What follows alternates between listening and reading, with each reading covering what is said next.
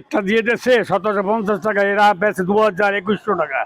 আর আমরা মধ্যবিত্ত ফ্যামিলি, আমরা খুব অসহায় বিধার আছি। প্রতারিত তো হচ্ছে, কিন্তু আমরা যদি ডিলার যদি আমাদের সঠিক মূল্যে না সরবরাহ করে, তাহলে আমরা কিভাবে গ্রাহকের হাতে পৌঁছে দেবো সঠিক দামে? সঠিক মনিটরিং থাকে না, তার জন্যই হয়তো বা এই দাম বৃদ্ধির অন্যতম কারণ। গ্যাস নিতে আসার পরে গ্যাসের দাম 1950 করে যাচ্ছে, যেটা তো আগের দামের থেকে অনেক বেশি। সরকারি রেট ছিল 1700 সামথিং, তো সেখানে 1950 টাকা দাম চাইতে, সেটা অনেক বেশি। তো এই অবস্থাটার উন্নতি হওয়া দরকার, মনিটরিং করা দরকার। সরকারি রেট হচ্ছে 1782 টাকা, সেক্ষেত্রে হচ্ছে ওনারা দোকানদাররা নিবে হচ্ছে 1800 টাকা বা 1820 টাকা গাড়ি ভাড়া সহ। সেক্ষেত্রে দোকানদার চাচ্ছে, যেরকম আমার আজকে গ্যাস শেষ হয়ে গেছে রান্না করতে করতে, তো এখানে আমি আসছি দোকানে, দোকানদার চাচ্ছে 2000 টাকা। তো সেক্ষেত্রে হচ্ছে 200 প্রায় 20 টাকার মতো বেশি। তো এটা তো আসলে অনেক বেশি আমাদের জন্য, 220 টাকা একটা।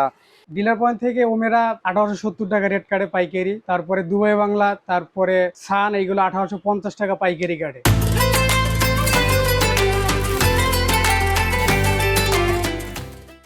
আর আপনার ফ্রেশ আপনার 1900 টাকা আপনার পাইকারি কাটে।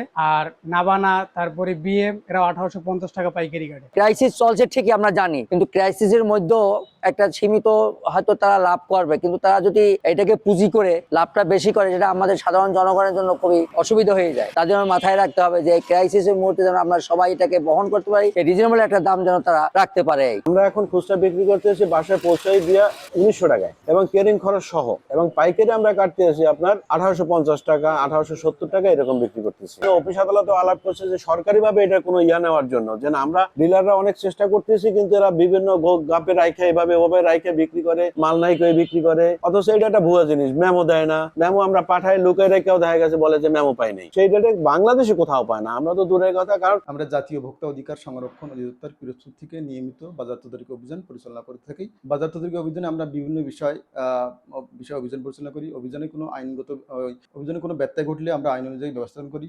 সরকার গ্যাসের মূল্য নির্ধারণ করেছে গত 2 তারিখে। এই বিষয়ে আমরা আমাদের তদারকি অভিযান পরিচালনা করব। খুচরা পর্যায়ে আমরা তদারকি করব, প্লাস ডিলার পর্যায়ে আমরা তদারকি করব। ডিলার পর্যায়ে, খুচরা পর্যায়ে যদি কোনো দামের ব্যত্যয় ঘটে সরকারি রেট থেকে, তাহলে আমরা আইন অনুযায়ী তাদের বিরুদ্ধে ব্যবস্থা গ্রহণ করব।